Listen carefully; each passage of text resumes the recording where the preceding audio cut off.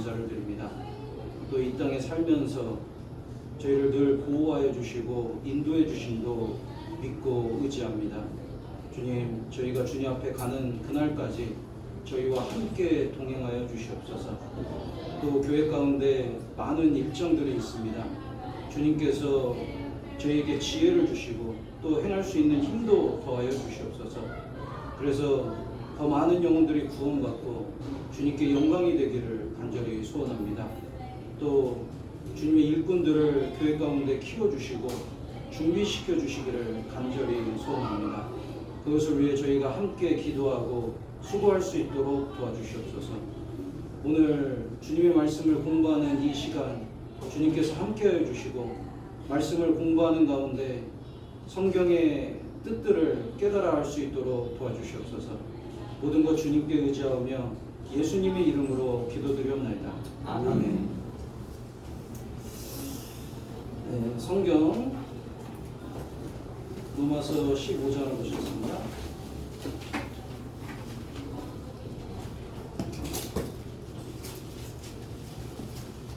로마서 15장 4절입니다.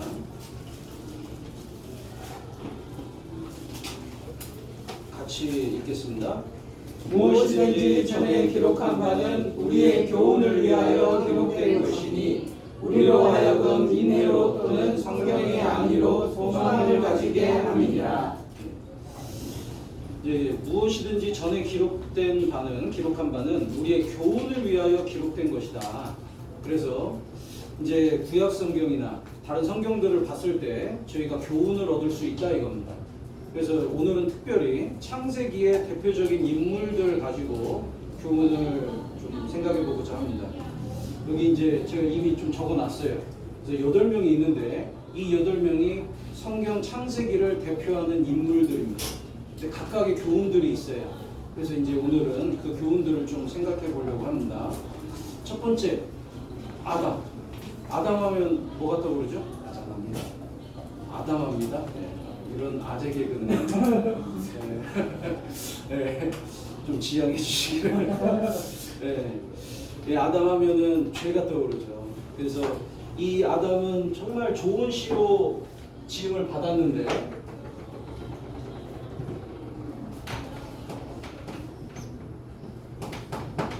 하나님 앞에 죄를 지음으로 인해서 인간이 다 타락하게 됐습니다. 그래서 아담은 모든 인류의 대표로 죄인이 된 대표죠. 그래서 로마서 5장 12절에 보면 이러므로 한 사람으로 말미암아 죄가 세상에 들어오고 죄로 말미암아 사망이 왔나니 이와 같이 모든 사람이 죄를 지었으므로 사망이 모든 사람에게 이르렀느니라. 한 사람, 아담 한 명으로 인해서 모든 사람이 죄인 되고 모든 사람이 지옥 갈 운명이 됐다. 그런데 또 한 사람으로 말미암아서 구원받게 됐잖아요. 예수 그리스도를 통해서 이제 구원받게 된 겁니다. 그래서 예수님께서 모든 사람의 죄를 짊어지시고 십자가의 죽으심으로 말미암아서 이제는 그걸 믿기만 하면 구원받을 수 있는 길을 열어놓으셨죠. 그래서 이제 아벨은 누가 구원을 받을 수 있느냐, 이 구원에 대해서 보여주고 계신 거예요. 믿음으로 말미암아서 구원받는 거다. 그런데 이제 구원받으면 또 핍박도 시작되는 거다라는 것을 말씀하고 계십니다. 좀 너무 맞잖아요. 그래서 창세기 4장을 한번 보시겠습니다. 창세기 4장 3절 4절. 아담이 죄를 짓고 타락한 이후에 이제 어떤 사람이 구원을 받을 수 있는지를 아벨을 통해서 보여주셨습니다. 3절에 세월이 지난 후에 가인은 땅의 소산으로 제물을 삼아 여호와께 드렸고 아벨은 자기도 양의 첫 새끼와 그 기름으로 드렸더니 여호와께서 아벨과 그 제물은 연락하셨으나 가인과 그 제물은 연락하지 아니하신지라. 가인이 심히 분하여 안색이 변하니. 여기 가인과 아벨이 하나님께 제사를 드렸잖아요. 그런데 가인은 땅의 소산으로. 그러니까 땅의 소산이라는 것은 자기가 농사 지은 것을 드린 거예요. 근데 아벨은 농사 하나도 안 짓고 일 하나도 안 하다가 양새끼 잡아가지고 드렸습니다. 근데 놀라운 건 하나님은 가인의 재물은 안 받으셨어요. 아벨의 재물을 받으셨습니다. 이게 뭘 얘기하냐? 자기의 행위와 자기의 선행을 갖고 하나님께 나아가는 자는 절대 구원을 못 받는다 이거예요. 가인은 열심히 노력한 그 결과를 하나님께 드린 겁니다. 굉장히 뿌듯했겠죠. 하나님 보십시오. 제가 1년 동안 죽으라고 노력해서 이렇게 거뒀습니다. 이거 보세요. 제가 가꾼 호박이고 제가 가꾼 쌀이고 벼입니다. 그러면서 하나님께 자기의 행위를 자랑한 거예요. 이렇게 열심히 하면 천국 갈 수 있겠지 생각하는 사람과 똑같습니다. 그런데 아벨은 달랐죠. 아벨은 자기의 힘으로 하나님 앞에 갈 수 없다는 걸 이미 알고 있었어요. 그래서 이 아담에게 들었던 그 이야기대로 양을 죽입니다. 그래서 하나님, 제 선행으로 하나님께 갈 수 없다는 걸 압니다. 근데 내 죄 때문에 이 양이 대신 죽습니다. 이 양의 피를 보시고 대신 저를 용서해 주십시오. 그래서 양의 피를 의지해서 하나님께 나아갑니다. 하나님이 받아주셨죠. 이 가인의 이름의 뜻이요, 어둠이라는 뜻입니다. 어둠. 그러니까 뭔가를 소유한다는 거예요. 그리고 아벨의 이름의 뜻은 헛됨, 부질없음 이런 뜻입니다. 그러니까 아벨은 너무 잘 알고 있었어요. 내 어떤 행위가 하나님 앞에는 다 부질없다, 다 필요 없고 정말 주님의 은혜만 필요하다는 것을 잘 알고 있었습니다. 그래서 누가 구원을 받을 수 있냐? 내가 뭔가를 했기 때문에 천국 간다고 생각하는 사람은 하나님 앞에 구원받을 수 없다 이거예요. 나는 못하지만 예수님께서 내 죄를 짊어지시고 대신 죽어주셨기 때문에 내가 죄 용서받았고 그 죄값이 다 갚아졌기 때문에 과거, 현재, 미래 죄까지 다 갚아졌기 때문에 내가 그걸 믿음으로 천국 가는 거지 다른 게 없다. 그 믿음을 갖고 있는 사람이 구원받고 천국 간다 이겁니다. 그래서요, 에베소서 2장에 구원은 선물이라고 했잖아요. 선물 다 받아보셨죠? 선물 받을 때 너무 비싼 선물 같은 거예요. 그래서 이거 얼마나 비싸냐고 내가 좀 보태겠다고 하고 보태는 순간 이거는 선물이 아닌 겁니다. 그런데 이제 선물을 준비한 사람을 모독하는 거예요. 내가 어떤 마음으로 이걸 준비했는데 그거를 돈을 내냐고. 주님이요, 구원받는 것은 다 선물로 준비하신 겁니다. 그래서 이거 그냥 받으라는 거거든요. 그러니까 믿는 게 받는 거잖아요. 그래서 믿음으로 말미암아서 은혜로 구원을 받았습니다. 거저 받았죠. 그래서 우리가 얘기할 거는 감사합니다 주님. 정말 한 것 없는데 저를 대신해서 이미 죄를 다 용서해 주시고 저를 인도해서 이 은혜를 깨닫게 해주신 것 정말 감사합니다. 그 말밖에 할 말이 없잖아요. 근데 이제 이 구원을 받고 선물을 받았어요. 그러면요, 성경에서는 핍박이 시작된다고 했습니다. 가인이 심히 분하여 안색이 변했다고 했잖아요. 너무 열받은 거예요. 하나님, 왜 내 재물은 안 받으시고 아벨의 재물은 받으십니까? 근데 아벨은 너무 기뻐하네. 너무 얄미워요. 조용히 해. 죽인다. 진짜 죽였잖아요. 돌로 쳐 죽입니다. 여기 6절에 여호와께서 가인에게 이르시되 네가 분하여함은 어찌미뇨 안색이 변함은 어찌미뇨. 8절에 가인이 그 아우 아벨에게 고하니라. 그 후 그들이 들에 있을 때에 가인이 그 아우 아벨을 쳐 죽입니다. 이게 뭘 얘기하냐면 이제 우리가 믿음으로 은혜로 말미암아서 구원을 받고 나면 하나님을 섬기려고 하는데 잘못 섬기는 가인 같은 사람들이 구원받은 사람을 핍박한다 이겁니다. 실제로 죽이죠. 역사 가운데, 기독교 역사 가운데 구원받지 않은 기독교인들이 구원받은 그리스도인들을 얼마나 많이 핍박하고 죽였어요. 지금도요, 핍박하고 죽입니다. 지금은 뭘로 죽여요? 말로 죽여요. 글로 죽여요. 거기 이상한 데라고 한단다. 이단이라고 한단다. 그래서 말로 죽이거든요. 아벨이 죽었잖아요. 지금 우리 시대에 구원받은 그리스도인을 거짓말로 마귀가 죽이려고 하는 겁니다. 요한복음 15장을 보시겠습니다. 요한복음 15장 18절 19절입니다. 18절 세상이 너희를 미워하면 너희가 먼저 나를 미워한 줄을 알라.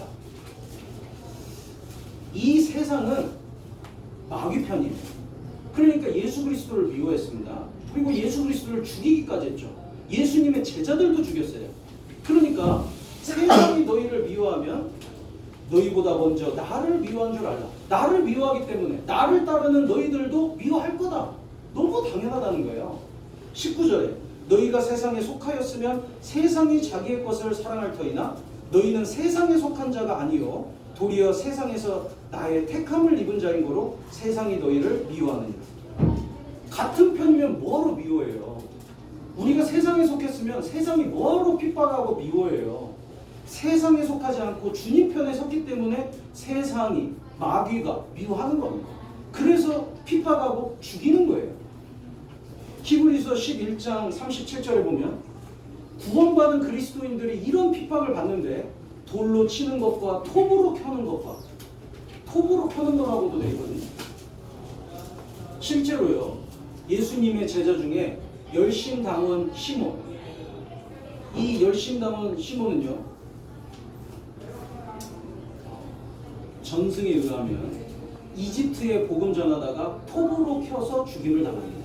거꾸로 매달려가지고 몸이 반쪽으로 톱으로 켜서 죽임당했다고 나와요. 저기 비성민자는 너무 심한 표현 알아듣죠. 여하튼 그런 핍박을 받았어요.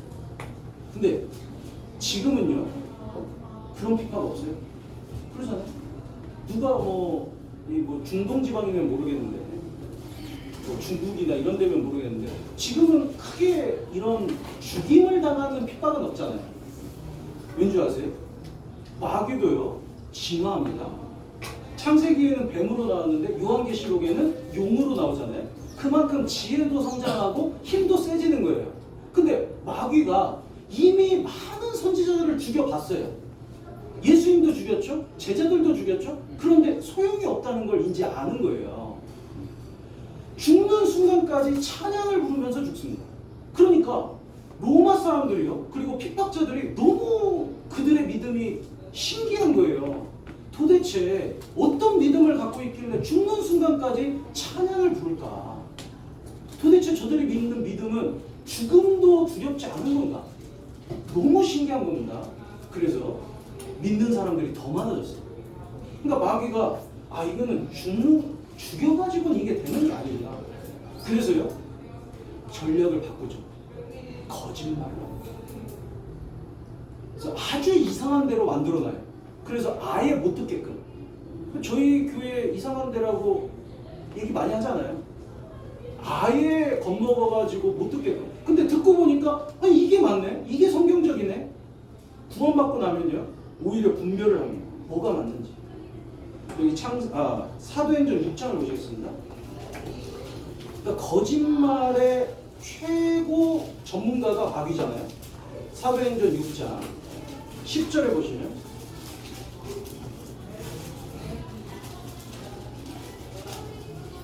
스데반이 복음을 전합니다.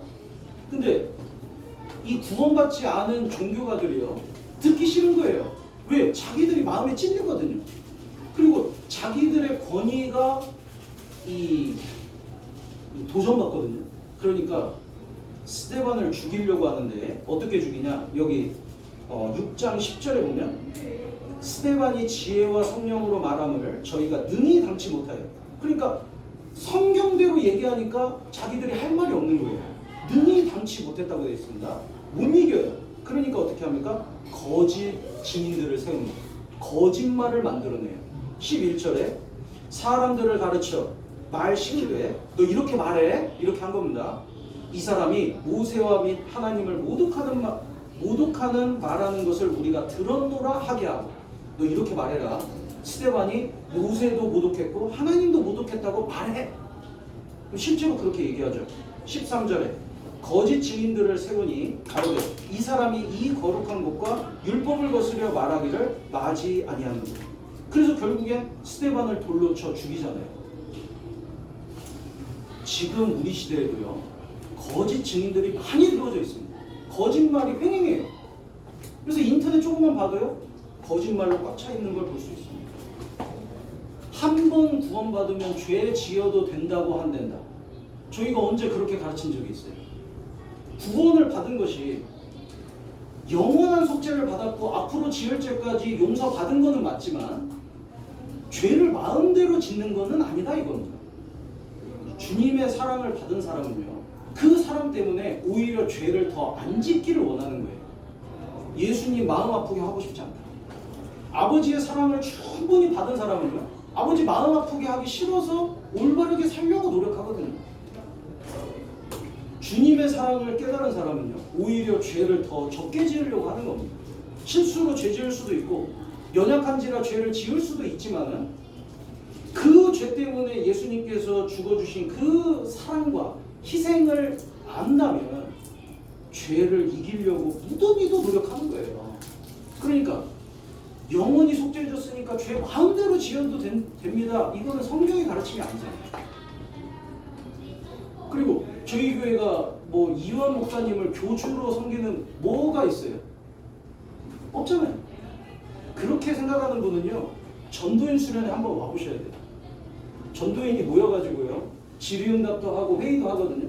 정말 이완 목사님을 교주로 생각하면요, 그런 회의 못합니다. 다 그냥 말씀만 받아 적어서 다 따르는 식이지.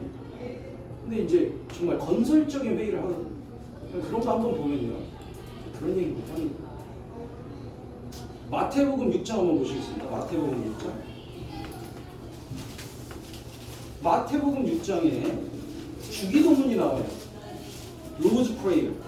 주기도문이 나오는데 9절에 그러므로 너희는 이렇게 기도하라. 하늘에 계신 우리 아버지여, 이름이 거룩히 여김을 받으시오며 나라에 임하옵시오며 뜻이 하늘에서 이룬 것 같이 땅에서도 이루어지이다. 쭉 주기도문이 나오잖아요. 제가 인도에도 있었고 아프리카에도 있었고 태국에도 갔었고 미국에도 있었습니다. 근데 주기도문을 외우는 교회가 많은 곳은 우리 교회가 우리 교회가 아니라 실수했습니다. 우리나라밖에 없어요. 미국에서도요, 대부분의 교회가 주기도문을 달달달달 우리나라 교회처럼 외우지 않아요. 그럼 왜 주기도문을 주셨냐? 여기 나와 있죠? 예수님이 말씀하셨죠? 7절에 또 기도할 때 이방인과 같이 중언부언하지 말라. 영어로는 repetition, 반복해서 똑같은 얘기 하지 말라. 왜요? 그때 당시에 누가 좀 좋은 멋진 기도를 하잖아요. 그러면 그걸 다 받아 적어요. 그리고 달달 외워요. 그래가지고 그거를 똑같이 기도를 하는 거예요. 아무 생각 없이. 그러니까 예수님이 그거는 외식이다. 그거는 남에게 보이기 위해서 기도하는 거지. 어떻게 네 마음이 들어가고 하나님께 진짜로 기도를 하는 거냐. 그러니까 그렇게 중언부언, 리피티션 하지 마라 하면서 가르쳐 주신 기도가 주기도문입니다. 그러니까 이거를 반복해서 하라고 가르쳐 주신 거예요? 이런 제목들을 갖고 기도하라고 가르쳐 주신 거예요? 제목들을 알려주신 거잖아요.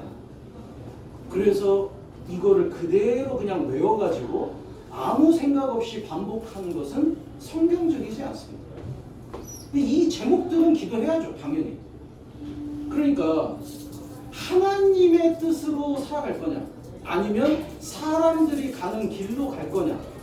구원받으면요, 이제 사람들이 가는 길로 못 가는 거예요. 왜? 나를 위해서 죽어주신 분이 누군지 알고 그분이 어떤 희생을 했는지를 아는 한에는 사람 따라서 사람 편에 설 수 없다 이겁니다. 하나님 뜻대로 내가 이 세상을 등지는 한이 있더라도 하나님 뜻대로 살기를 원하게 됩니다. 그런데 거기에는 핍박이 있긴 있다 이겁니다. 마태복음 15장을 보시겠습니다. 마태복음 15장 3절.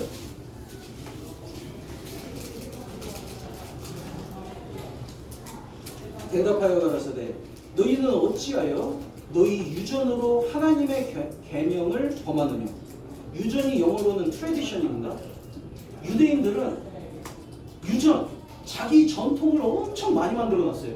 근데 그것이 하나님의 말씀보다 더 중요하게 여기는 거예요. 그러니까 하나님 말씀에는 그렇게 안 돼 있는데 자기들이 세운 전통을 지키기 위해서 하나님의 말씀을 어기는 경우가 되는 겁니다. 그러니까 예수님이 말씀하셨죠. 너희는 어찌하여 너희 유전으로 하나님의 계명을 범하느냐. 자기들이 세운 그 전통 때문에 하나님의 말씀을 어기게 되는 경우가 생깁니다. 그걸 외식이라고 했어요. 7절에 외식하는 자들아 이사야가 너희에게 대하여 잘 예언하였도다. 일러스되 이 백성이 입술로는 나를 존경하되 마음은 내게서 멀도다. 사람의 계명으로 교훈을 삼아 가르치니 나를 헛되이 경배하는도다 하였느니라 하시고, 사람의 계명이 하나님의 말씀보다 우선시될 수는 없는 겁니다. 그러니까 아무리 많은 사람들이 이 전통을 따른다 하더라도 이것이 성경에 위배되면 저희는 따를 수 없는 거예요. 성경에 맞냐? 성경적이냐? 아니라면 과감히 아무리 많은 사람들이 그쪽 편에 서 있다 하더라도 저희는 아니라고 얘기해야 합니다. 그게 핍박을 받는 길이라 하더라도 하나님 편에 서는 게 맞잖아요. 제가 이제 지난주에 구역전도 집회 했잖아요. 캐톨릭에서 굉장히 높은 하이랭킹인 분이 말씀을 들으러 오셨어요. 바랑가이 캡틴이에요. 바랑가이 캡틴이었어요. 오셨어요. 죄 말씀까지 굉장히 잘 들으셨어요. 근데 이제 죄 말씀 듣고는 이분이 마음에 문제가 생긴 거예요. 나 이제 죄인인데 이거를 안 믿고 싶은 거예요. 그래서 엄청 질문을 많이 하시더라고요. 그래서 제가 이제 성경에는 그렇게 안 돼 있습니다. 마리아에 대해서도 질문 많이 하고 뭐에 대해서 카톨릭에 대한 그 전통에 대해서 계속 질문하시는 거예요. 그래서 성경엔 그렇게 안 돼 있습니다. 그래가지고 성경 계속 찾아드렸어요. 그랬더니 계속 성경 얘기하냐고. 그러면 뭘 얘기하냐고. 성경이 기준인데. 아니 그렇게 따지면 교황이란 말이 성경에 있냐고. 그러니까 그 어떤 체계가 있냐고. 그래서 교황이나 그런 거 없습니다. 그거는 인간이 만들어낸 타이틀입니다. 그랬더니 울컥하셨나 봐요. 그러면 목사는 있냐? 목사는 있냐고. 에베소 4장에 있거든요. 교사나 목사. 그래서 그 구절 찾아드렸더니 다 있네. 성경이 기준이 되면은 믿기가 굉장히 편한데 인간의 전통이 기준이 되면은 너무 헷갈리는 거예요. 그래서 계속 성경에는 이렇게 되어 있습니다. 성경에는 이렇게 되어 있습니다. 나중에는요 아무 말 안 하시더라고요. 그리고 이제 이해한 것처럼 보이지만 따갈로그로 된 전도 집회 다시 한번 들어보고 싶다고.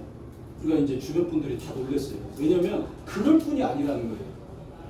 그래서 이제 다시 듣기로 했거든요. 근데 여하튼 저희는 인간의 길을 따르는 게 아닙니다. 인간이 아무리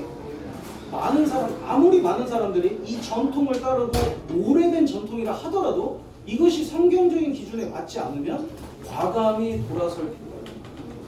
그래서 믿음으로 구원받은 사람은 반드시 핍박이 있다는 걸 아벨을 통해서 볼 수 있습니다. 그리고 이제 에녹인데 에녹은 하나님과 동행했다고 했어요. 창세기 5장을 보시겠습니다. 창세기 5장.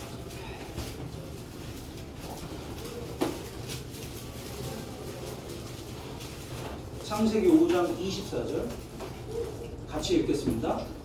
에녹이 하나님과 동행하더니 하나님이 그를 데려가심으로 세상에 있지 아니하였더라. 여기 창세기 5장에 죽었더라라는 표현이 8번 나옵니다. 죽었더라. 근데 에녹은 죽었더라가 없어요. 하나님이 데려가셨다고 되어 있거든요. 이 히브리서 11장에 봐도 믿음으로 에녹은 죽음을 보지 않고 옮기었으니, 그러니까 죽지 않은 상태로 그대로 산 채로 하나님 나라로 옮겨졌다고 했습니다.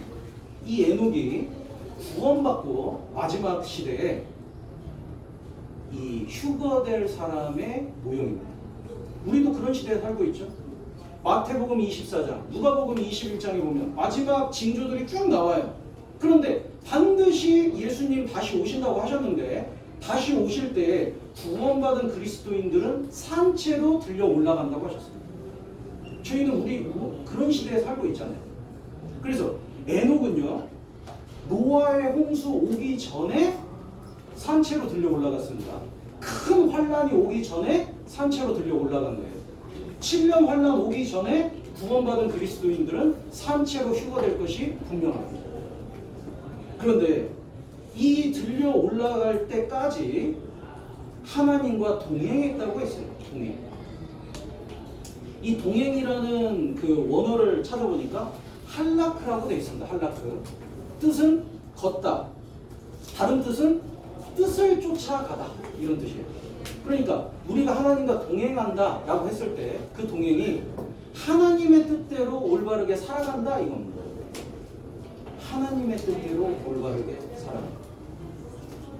하나님의 뜻대로 살아가지 않으면 하나님과 동행할 수 없죠. 아모스 3장 3절에 보면 두 사람이 의합지 못하고야 어찌 동행하겠으며. 그러니까 두 사람이 동의가 안 돼요. 어그리가 안 돼요. 그러면 어떻게 같이 걷겠어요? 목표도 달라요. 그러면 어떻게 같이 가요? 나는 쾌존으로 가고 싶고 또 다른 사람은 따객으로 가고 싶고 그러면 갈라서는 거예요. 목표 지점도 같아야 하고 뜻이 같아야만 동행할 수 있다 이겁니다. 그러면 하나님과 동행하려면 하나님의 목표가 뭔지를 알아야죠. 하나님의 목표가 뭡니까? 더 많은 영혼들이 구원받기를 원하시는 거예요. 그러니까 우리 삶의 목표가 뭡니까? 돈이 아니잖아요. 돈은 수단이지 목표는 아닙니다. 그렇잖아요. 돈을 벌어서 뭐 할 거냐 이거예요. 아니 돈을 벌어서 잘 먹고 잘 살죠. 편안하게 살죠. 그럼 편안하게 살면 뭐 할 거냐 이거예요. 궁극에는 우리 삶의 목적은 더 많은 영혼들을 건지고 주님 뜻대로 살아가는 것이 그리스도인의 목표잖아요. 구원받지 않은 사람들이야 이 땅에 소망을 두고 살아가니까 돈 자체가 목표일 수도 있습니다. 잘 먹고 잘 사는 게 목표일 수도 있어요. 근데 구원받은 그리스도인들은 이 땅이 다가 아니라는 걸 잘 알잖아요. 우리가 이제 죽으면 천국과 지옥으로 나눠지고 정말로 죄사함을 받은 사람은 천국에 가고 죄사함을 깨닫지 못한 사람은 지옥 간다는 걸 알기 때문에 구원받지 않은 사람들을 어떻게 해서든 주님께 인도해서 같이 천국 가기를 원하는 겁니다. 그래서 그걸 위해서 우리가 물질도 쓰고 시간도 쓰고 그 사람들의 마음을 열기 위해서 뭐라도 하잖아요. 그 목표가 하나님과 딱 맞지 않으면 동행 못하는 거예요. 그 그리스도인이요. 주님과 동행하는 사람입니다. 우리도 목표가 같아요. 하나님. 그리고 히브리서 11장 한번 보시겠습니다. 히브리서 11장. 히브리서 11장 5절에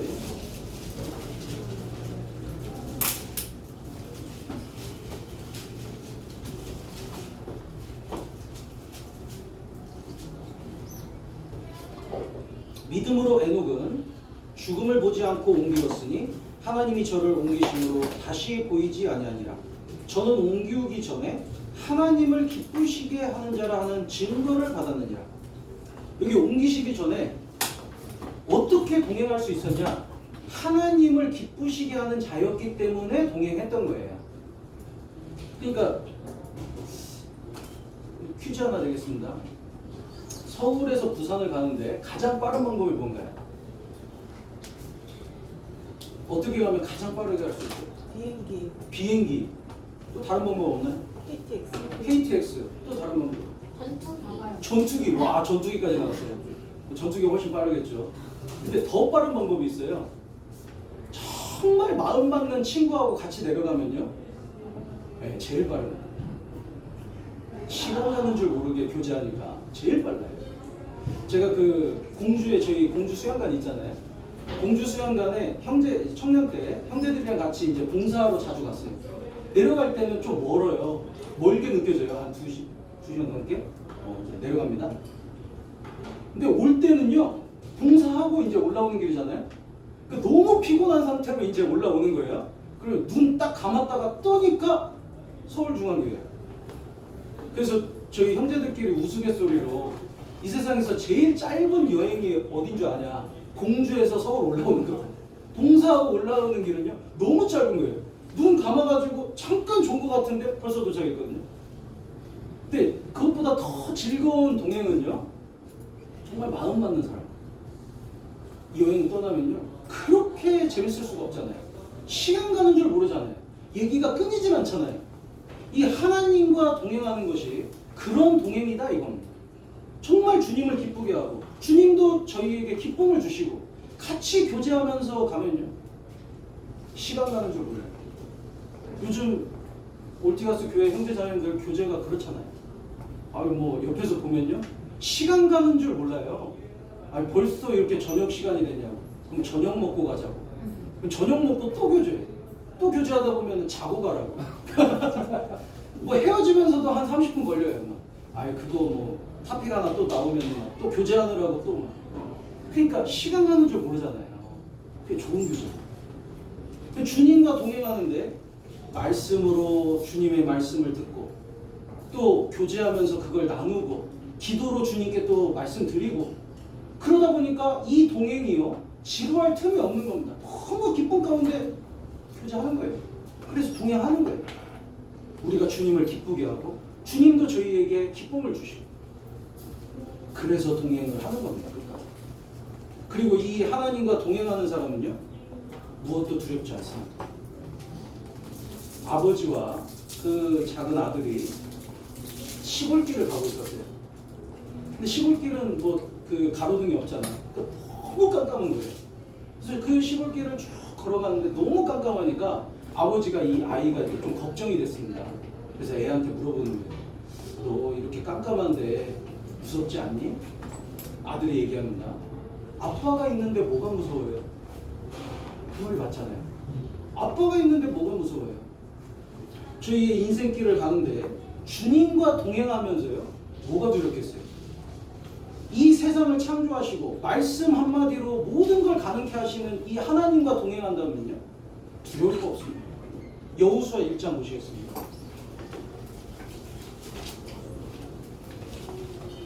여호수아 1장 5절.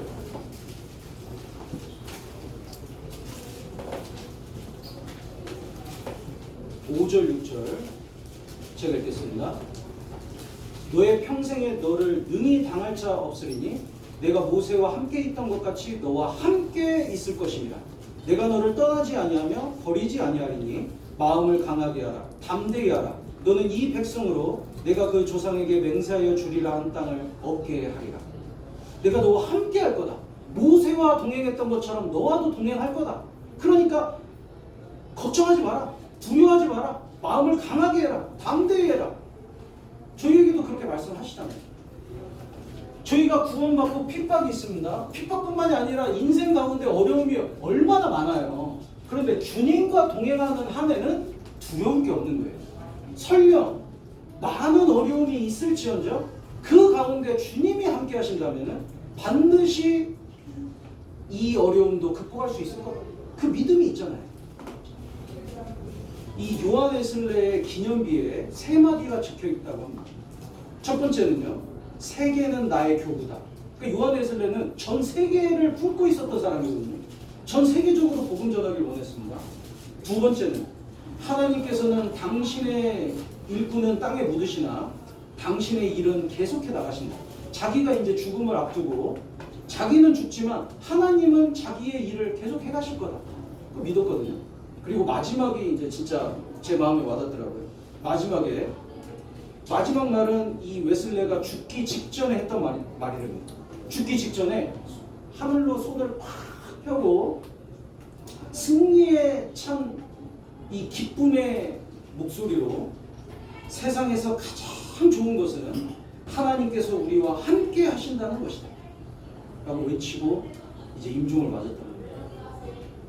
그러니까 하나님만 우리와 함께 계신다면 두려울 게 없어요. 그래서 여호수아 24장에 이렇게 말씀하시잖아요. 여호수아 24장 여호수아 24장 15절에 여호수아가 이스라엘 민족에게 담대하게 이렇게 얘기합니다. 15절 같이 읽겠습니다. 만일 여호와를 섬기는 것이 너희에게 좋지 않게 보이거든 너희 열조가 강 저편에서 섬기던 신이든지 혹 너희의 거하는 땅 아모리 사람의 신이든지 너희의 섬길 자를 오늘날 택하라. 오직 나와 내 집은 여호와를 섬기겠노라. 택하라. 저쪽이 좋아 보이면 저쪽 택해라. 세상 좋아 보이면 세상 택해라. 그런데 나는 여호와를 택하라. 나는 하나님과 동행하겠다. 세상이 다 등져도 나는 하나님 편에 서가지고 하나님과 동행할 거라고. 그래서 여호수아와 그 가족들은 하나님 편에 섰고 하나님과 동행했잖아요.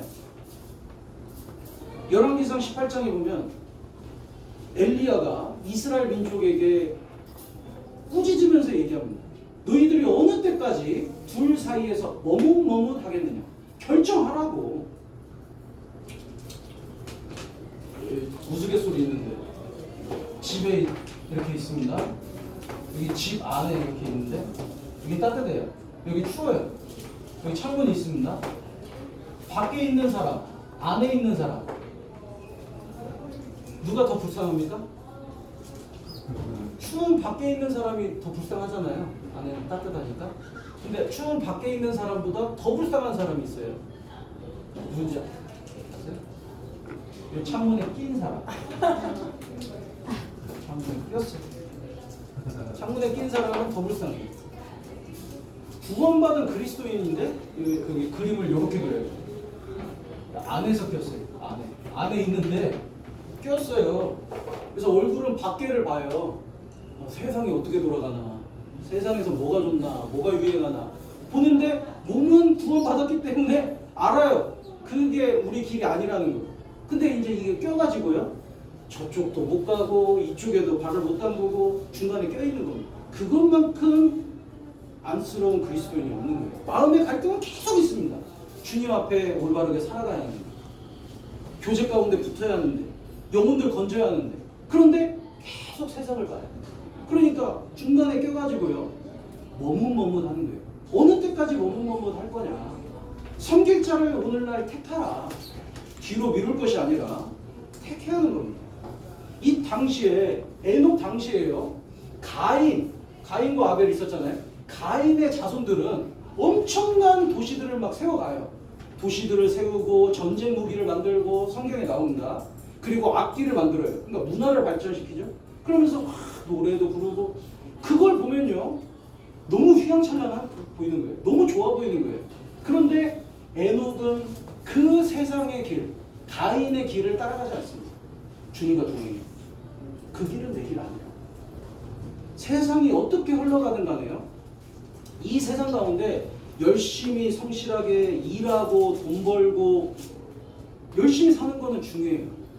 그런데 세상의 길을 따라가는, 그러니까 세상의 길은 저희 길이 아닙니다. 그리스도인의 길은 따로 있는 거예요. 복음을 전하고 영혼들을 건지고 주님 뜻 가운데 주님을 기쁘시게 하면서 주님과 동행하는 것이 그리스도인의 삶이잖아요. 그 다음 사람이 노아입니다. 노아도 주님과 동행했습니다.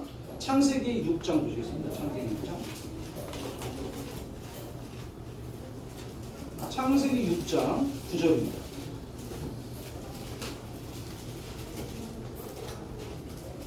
창세기 6장 9절. 노아의 사적은 이러하니라. 노아는 의인이요 당세의 완전한 자라. 그가 하나님과 동행하였으며. 그러니까 노아도 하나님과 동행했어요. 그런데 노아는 홍수 있었죠? 큰 고난이 있는데 그리스도인이 주님과 동행하면서 큰 고난이 있는데 그것을 어떻게 극복해 나가냐? 교회 가운데에 거함으로써 극복해 나간다는 걸 보여주는 예시입니다. 그러니까 노아는요 하나님과 동행하고 있었는데 그 앞에 이제 뭐가 있는지를 듣냐면 홍수 심판이 있다는 걸 듣습니다. 그래서 이 홍수로 전 세계가 멸망할 것도 알아요. 그걸 위해서 노아가 하나님 뜻대로 준비한 것이 방주잖아요. 이 방주는요, 예수님의 모형도 되고 교회의 모형도 되는 겁니다. 그래서 이 방주가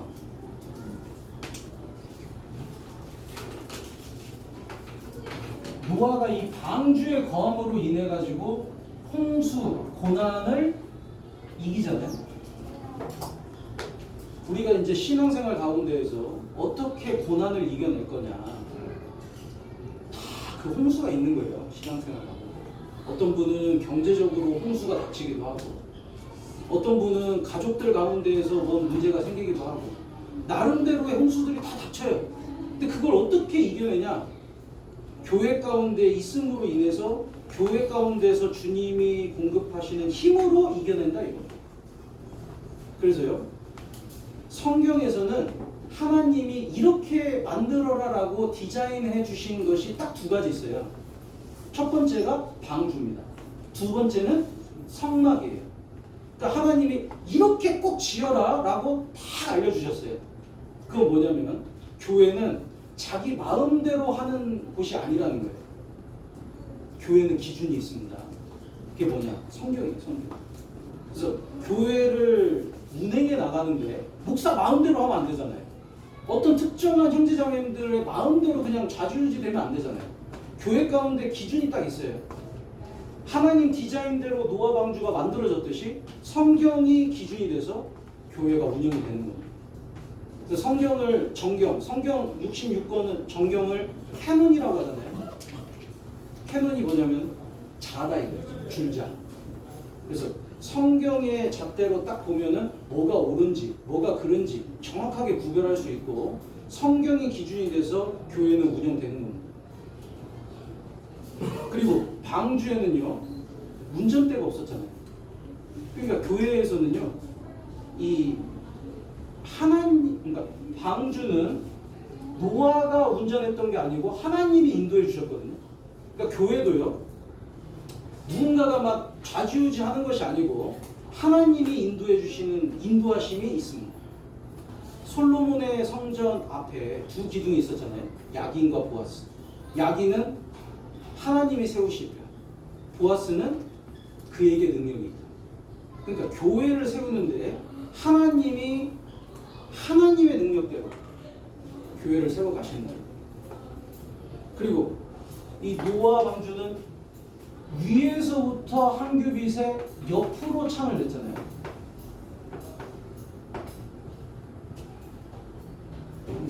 위에서부터 한 규빗에 창을 냈다고 했습니다. 그러니까 이 노아 방주 높이를 계산해 보면 약 14m에서 15m 나와요. 3층이니까 한 층당 약 4m에서 한 5m 나옵니다.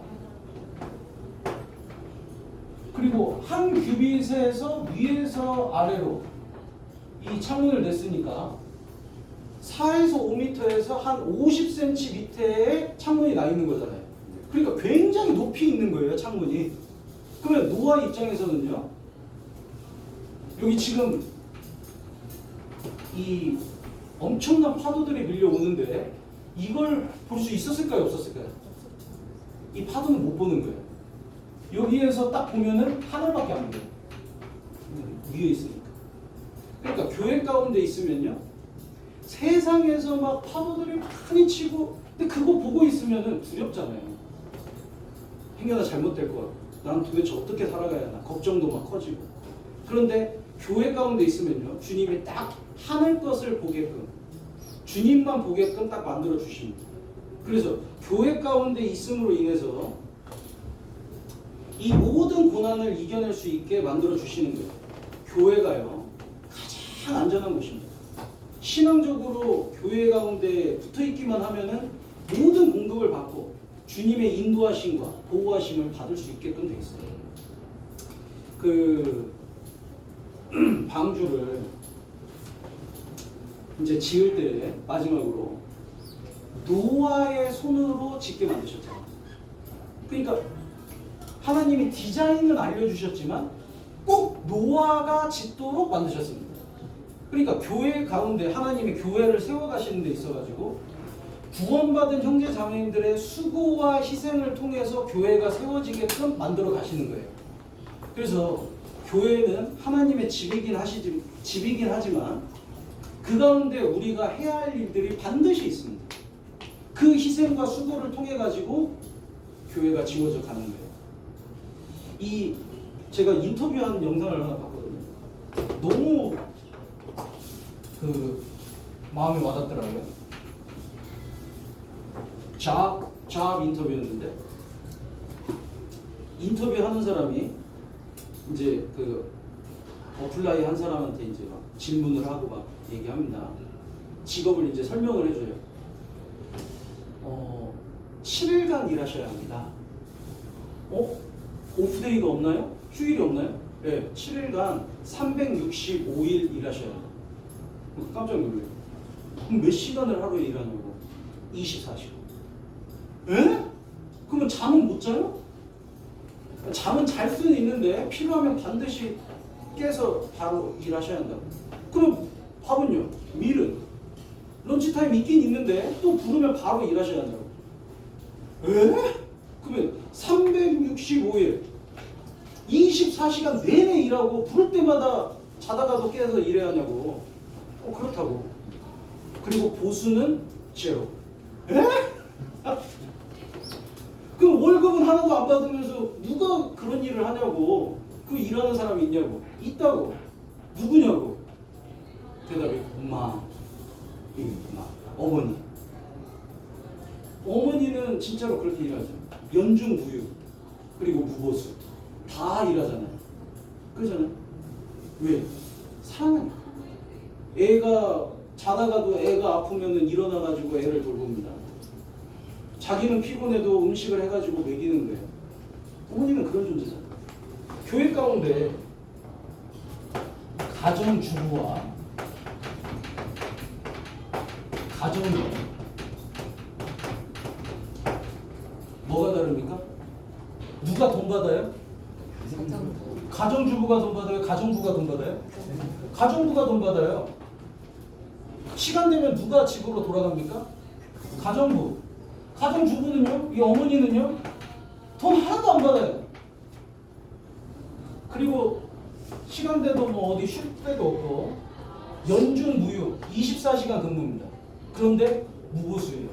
왜냐? 사랑 때문에 그러는 거예요. 그러니까 우리가 교회 가운데 일을 하는 거는요, 가정부로서 일하는 게 아닙니다. 그러잖아요. 만약에 이제 이걸 직장이라고 생각했으면요, 오버타임 되면은 다 돈 받아야 돼요. 휴일에도 나가서 뭐 전도 집회하고 이러면 또 다 돈 받아야 돼요. 그러지 않잖아요. 교회 가운데 일하는 어떤 형제들도, 어떤 전도인도 아무리 시간을 많이 쓰고 그래도요, 바라지 않습니다. 왜?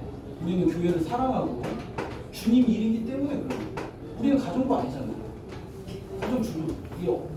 정말 사랑하는 마음 때문에 교회를 위해서 일을 하잖아요. 그래서 시간이 없습니다.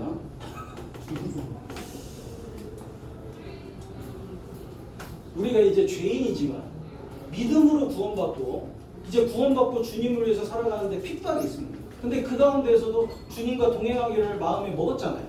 그리고 그 가운데에서 고난도 있잖아요. 근데 그걸 이겨낼 수 있는 것은 교회다 이거는. 그래서 교회 가운데 있으면 주님의 인도하심을 받고 주님의 보호하심을 받을 수 있는 거예요. 나머지는 나중에 공부하도록 하겠습니다. 같이 기도하겠습니다.